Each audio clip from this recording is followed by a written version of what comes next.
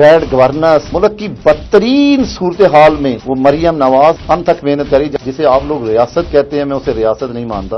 اس ملک میں کون نظام حکومت چلا رہا ہے؟ آپ پاکستانی قوم نہیں جانتی کہ ان دھرنوں کے پیچھے کون تھا، کون مینج کر رہا تھا ان دھرنوں کو؟ یا اس ریڈ زون میں تو کوئی چڑی پر نہیں مار سکتی، اتنے لوگوں کو لے کے کون گیا وہاں پہ؟ اس وقت جب آپ اقتدار میں تھے تو سب جائز تھا، آج آپ اقتدار سے باہر ہیں تو یہی اسٹیبلشمنٹ آپ کو بری لگتی ہے۔ کیا فاطمہ جناح پر غداری کے فتوے نہیں لگی؟ کیا حسین سہروردی شہید کو نہیں ہٹایا گیا؟ 200 سے زائد حاضریاں نواز شریف اور اس کی بیٹی سے لگوائی گئی، یہ احتساب کیا نواز شریف کا صرف ہو رہا ہے؟ آج آپ اقتدار سے باہر ہیں تو آپ کو یہ ساری تاریخ یاد آ رہی ہے، جب آپ اقتدار میں تھے تو اس وقت آپ نے یہ میں باتیں اس کی نواز شریف کو پہلے 2.5 سال میں کیوں ہٹایا گیا؟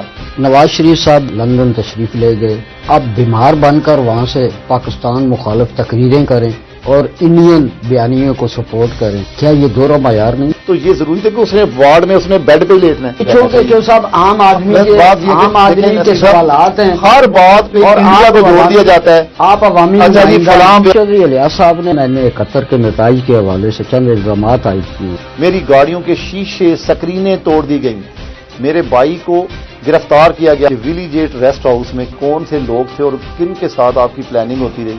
جو صاحب مسلم لیگ نون نے 31 دسمبر تک استعفے مانگے ہیں، کیا آپ نے بھی اپنا استعفیٰ مریم بی بی کو جمع کروا دیا؟ پارٹی کی کال پہ بالکل پارٹی کے آفس میں جمع کروا دی ہے۔ کہ سیاست میں آنے سے پہلے مالی حالات کچھ اتنے اچھے نہیں ہوتے۔ ایسے چیف جسٹس آئے جنہوں نے ڈیم کے نام پہ بھی قوم کو بیوقوف بنایا۔ کیا آپ اپنے کاروبار یا ذریعہ معاش کے بارے میں بتا سکتے ہیں؟ میں سیاست کو وراثت نہیں سمجھتا، دوسرے صوبوں کو بھی جا کے دیکھیں نا، ہسٹری میں آج تک کسی M P M L A نے اتنے پیسے نہیں لگائے ہوں گے۔ ناظرین، پروگرام سچیاں سچیاں کے ساتھ میں ہوں آپ کا میزبان نصیر چودھری، اور آج ہمارے ساتھ اسٹوڈیو میں تشریف فرما ہے مسلم لیگ نون کے NA-71 سے ممبر قومی اسمبلی چودھری عابد رضا صاحب، جو کہ گجرانوالہ ڈویژن کے صدر بھی ہیں۔ جو صاحب، ویلکم ان دا شو۔ بڑی مہربانی، جزاک۔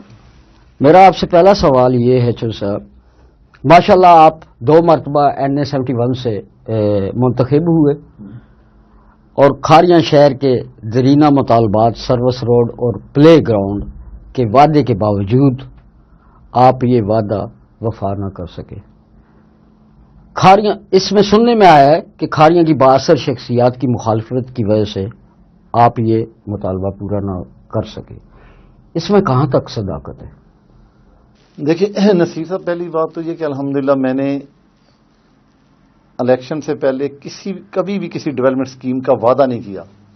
میں نے ڈیولپمنٹ اسکیموں کو اپنی ذمہ داری، فرض سمجھ کے، لوگوں کے جو مسائل میں سنتا رہتا تھا میں ان کو اپنے پاس نوٹ کرتا اور اپنا فرض سمجھتا تھا کہ میں لوگوں کے یہ مسائل حل کروں۔ دیکھیں، جہاں تک رہی سروس روڈوں کی، تو آپ کے سامنے ٹینڈر ہوا، اس کی بٹ اوپن ہوئی، ٹھیکیدار نے ٹینڈر کام لیا اور پھر وہ موقع پہ آیا، اس نے مشینری بھی یہاں پہ لے کے آیا، لیکن کئی اس کی وجوہات تھی۔ ایک تو لو بٹ پہ اس نے ٹینڈر کھول لیا، پھر اس نے آگے ریزن لگایا کہ وہ تجاوز جو ہے نا، وہ پیچھے تجاوز اٹھانا اس کے لیے مسئلہ تھا۔ اسی دوران آپ کو پتا ہے کہ پاکستان کے جو اس وقت کی عدلیہ کے حالات تھے، پھر ایک ایسے چیف جسٹس آئے جنہوں نے ڈیم کے نام پہ بھی قوم کو بیوقوف بنایا۔ آپ کو پتا ہے کہ آخری سال ہمارا وہ ضائع کر دیا انہوں نے، ہمارے عملی طور پہ فنڈ روک دیے گئے، جس میں ہم وہ، میں سمجھتا ہوں کیونکہ اسے دوبارہ ایک تو ایکسٹینڈ کرنا پڑا 8 کروڑ روپیہ، اس وقت اس اسکیم میں اضافہ کرنا پڑا، اور اس کی نئے ٹینڈر میں جانے کے پروسیس کے دوران ہی معاملات اتنے خراب ہو گئے، فنڈ ریلیز نہ ہوئے اور ہماری گورنمنٹ ختم ہو گئی۔ دوسری رہی بات، آپ کہہ رہے ہیں کھاریاں اسٹیڈیم کے حوالے سے، یہ میرا یہاں کے کھاریاں کے نوجوانوں سے بھی زیادہ دلی خواہش تھی کہ جس طرح کوٹلہ میں اسٹیڈیم بن گیا، سرائے عالمگیر میں بن گیا، اسی طرح میری خواہش تھی کہ میں کھاریاں کا اسٹیڈیم، اور یہاں پر آپ سب لوگ گواہ ہیں کہ اے سی کھاریاں کے پاس زمین ایکوائر کرنے کے پیسے پہنچ گئے تھے، اس چیک کی کاپی میں دے سکتا ہوں، اس ایکوائر کے لیے وہ انتظامیہ کی سستی سے وہ زمین ایکوائر نہ ہوئی، اور میں نے کہا کہ وہ پیسے آئے واپس گئے۔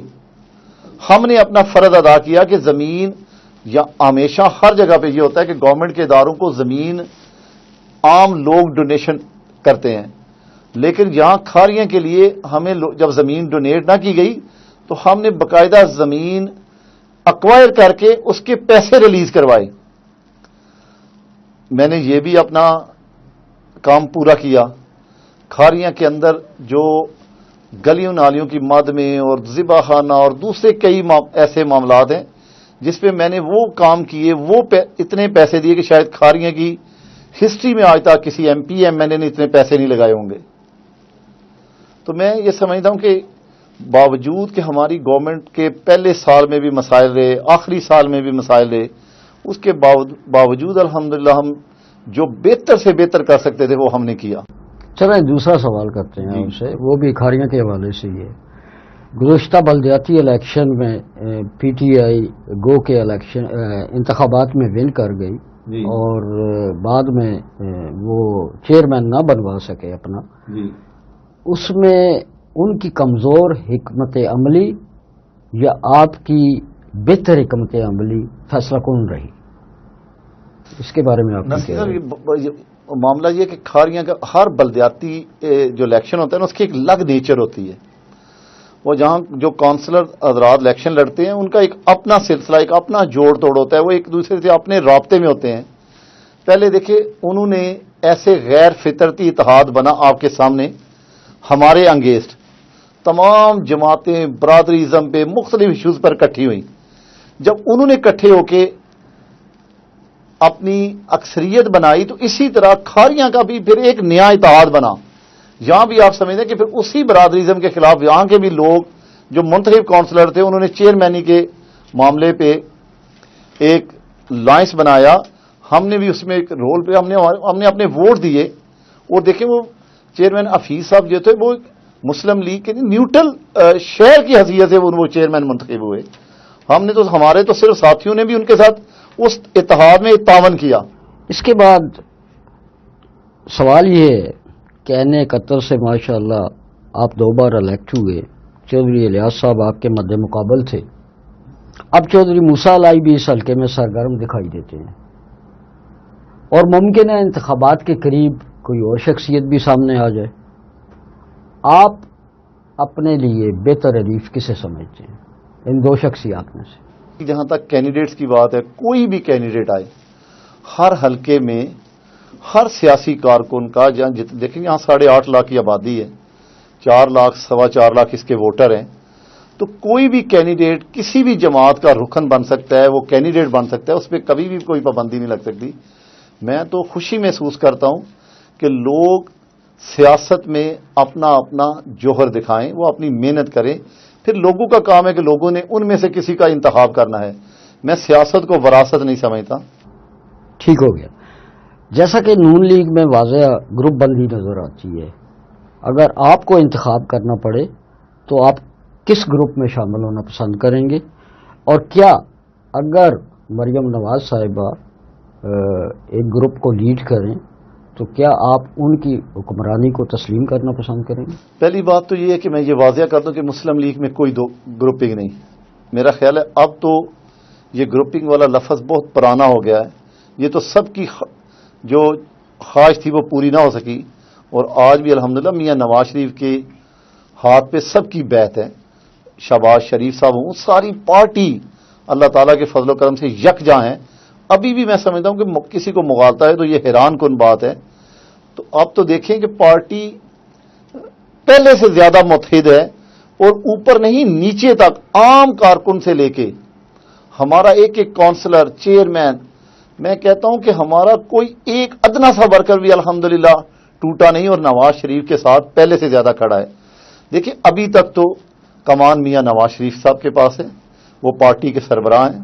بی بی مریم جو ہے ہماری بہن ہے, وہ الحمدللہ اس وقت پارٹی کے اس مشکل حالات میں جب ساری فیملی جیلوں میں ڈال دی, جلاوطن کر دی, مجھے یہ بتائیں کہ اس کے باوجود وہ بیٹی, میں سمجھتا ہوں وہ تو سلام کے قابل ہے, جس نے اس مشکل حالات میں پارٹی کو لے کر چل رہی ہے, اور وہ پاکستانی 20 کروڑ عوام کی نمائندگی کر رہی ہے. اگر کل مریم نواز کا پارٹی فیصلہ کرے گی تو یقیناً اگر مریم نواز کو پارٹی بطور صدر کے لیے, پرائم منسٹر کے لیے چنتی ہے, تو مسلم لیگ جمہوریت کے اندر رہتے ہوئے, ڈیموکریسی کے اندر رہتے ہوئے بالکل ان کے شانہ بشانہ کھڑی ہوگی اور ان کی ہر طرح سے سپورٹ کرے گی. ٹھیک ہو گیا. کیا کبھی آپ نے میاں نواز شریف صاحب سے اداروں کے مخالف بیانیے پر بھی ڈسکس کیا؟ اسی ریاست میں، اسی پاکستان نے انہیں ماشاءاللہ 3 بار وزیر اعظم منتخب کیا. اس وقت جب آپ اقتدار میں تھے تو سب جائز تھا، آج آپ اقتدار سے باہر ہیں تو یہی اسٹیبلشمنٹ آپ کو بری لگتی ہے، اس کی کیا وجہ؟ دیکھیں، بڑا یہ بھی بڑا آپ نے اچھا سوال کر دیا. میں بھی چاہتا تھا کہ کسی فورم پر یہ میں دل کی بات کر سکوں. پہلے تو مجھے یہ بتائیں کہ ریاست کسے کہا جاتا ہے؟ جسے آپ لوگ ریاست کہتے ہیں میں اسے ریاست نہیں مانتا. ریاست پارلیمنٹ ہے. ریاست وہ ہے جسے 20 کروڑ عوام منتخب کرتے ہیں، وہ ادارہ ریاست ہے.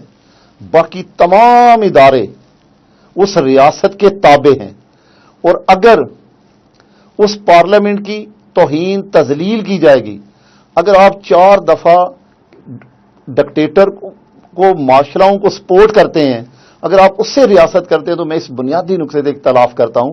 اگر وہ آئین توڑیں، وہ پارلیمنٹ کو ڈیمولش کریں اور یہ بھی کہیں کہ ہم پہ تنقید نہ ہو، وہ نہ چاہنے کے باوجود ایکسٹینشن لیں اور پھر بھی کہیں کہ ہمیں کوئی پوچھے نہ.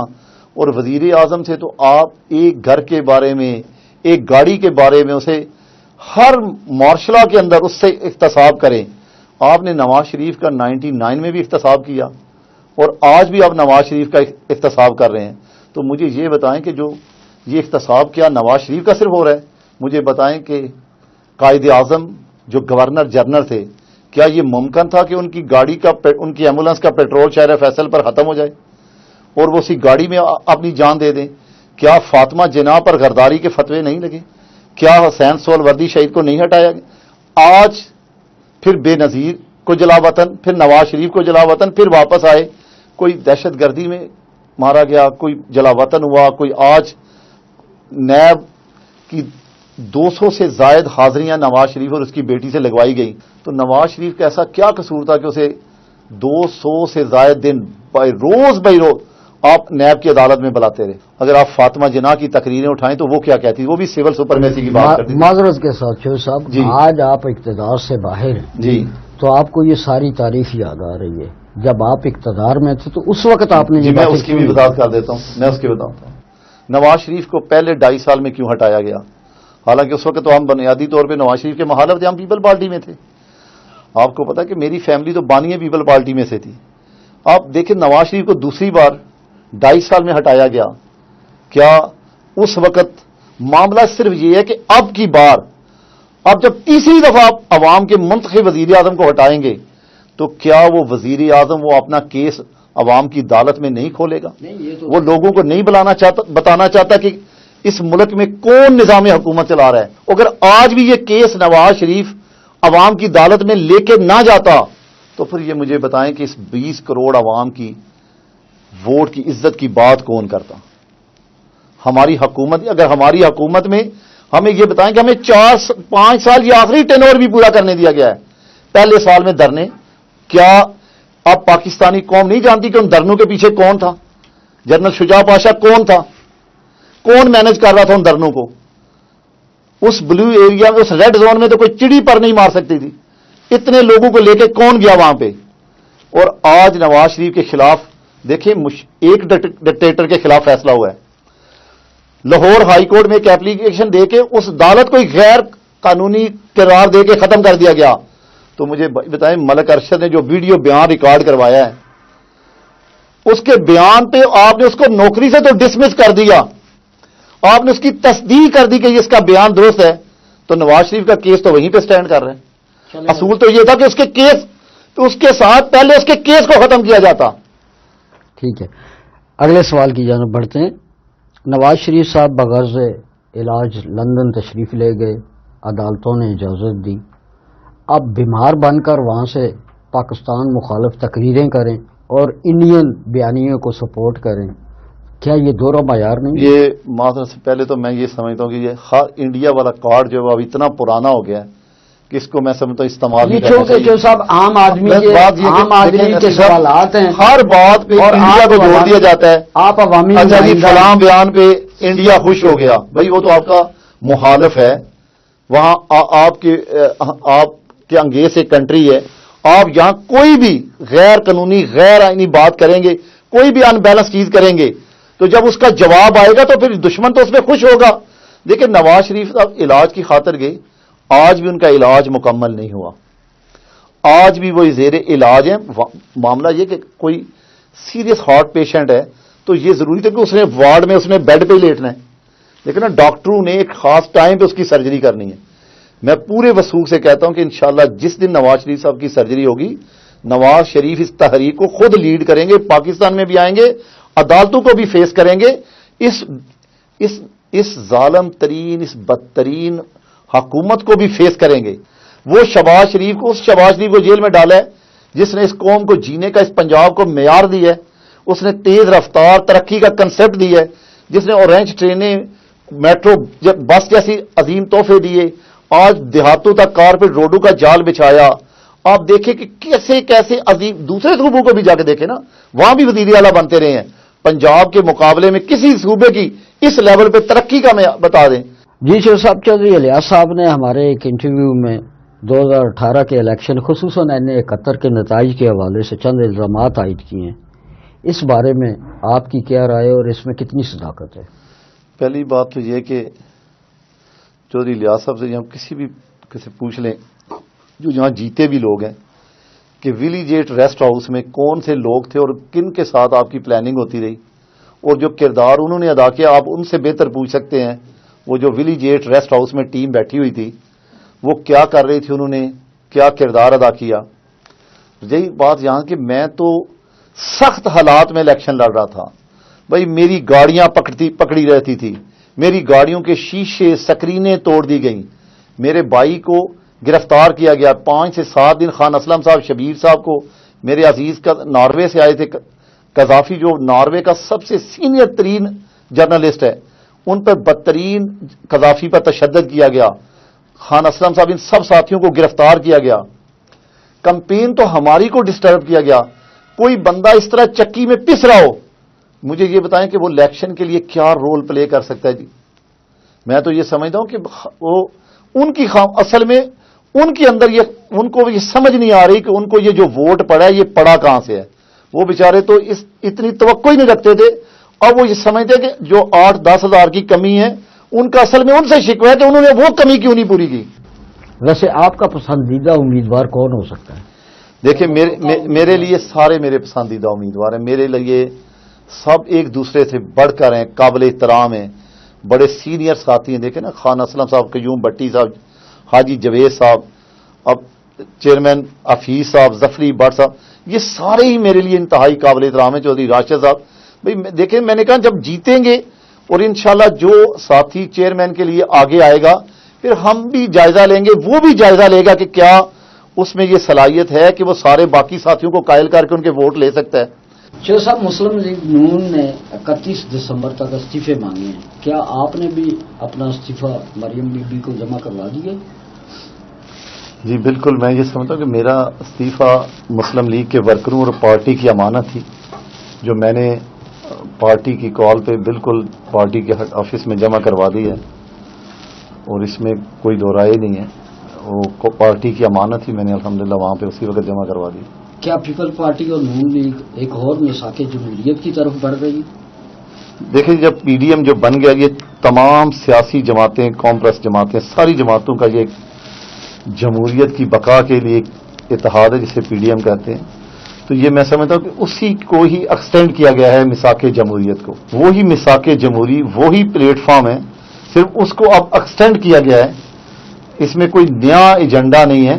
اس وقت بھی میثاق جمہوریت یہی تھا، اور میں سمجھتا ہوں اس میں جو کمی بیشی ہوئی اب اس میں مزید اسے بہتر کر کے پی ڈی ایم کی شکل دی گئی. ٹھیک ہو گیا.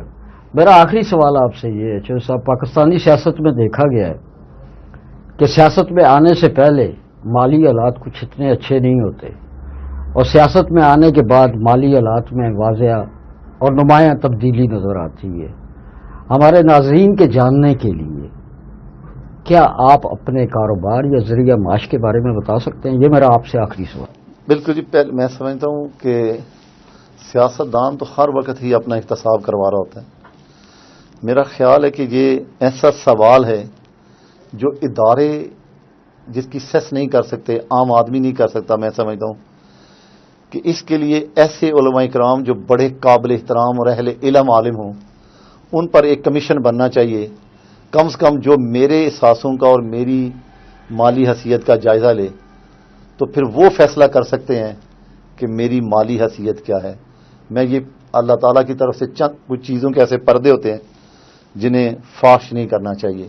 میں سمجھتا ہوں کہ اللہ اور میرا معاملہ ہے کہ میرے پاس کیا ہے. ٹھیک ہے، میں اس پہ اللہ تعالیٰ کا شکر ادا کرتا ہوں کہ اللہ تعالیٰ مجھے عزت کے ساتھ زندگی گزارنے کی توفیق عطا فرما رہے. ٹھیک ہو گیا. یہ تھے ہمارے ساتھ چودھری عابد رضا صاحب. چودھری صاحب آپ کا ایک بار بہت بہت شکریہ، اور امید ہے کہ آپ آئندہ بھی ہمیں اس طرح کی ملاقات کا شرف. آپ کا بھی بڑا شکریہ جی کہ آپ نے مجھے ٹائم دیا اور میں نے اپنا میری سوچ تھی اس کو لوگوں تک پہنچایا. اللہ تعالیٰ اس ادارے کو مزید ترقی عطا فرمائے. وطن سے دور رہنے والے پاکستانی اپنے پیاروں کو پیسے نہیں امیدیں بھیجتے. محنت سے کمائے ہوئے پیسوں کو قانونی طریقے سے ایس منی ٹرانسفر کے ذریعے بھیجیں اور پاکستان میں بینک الفلاح کی کسی بھی برانچ سے پیسے وصول کریں. 31 دسمبر تک ہر مہینے 2 70 سی سی بائکس، ایک اسمارٹ واچ، ایک لیٹسٹ لیپ ٹاپ، 2 گفٹ واؤچرز اور دسمبر میں 1800 سی سی کار جیتنے کا موقع. Bank Alfalah and S money transfer, leading the way forward.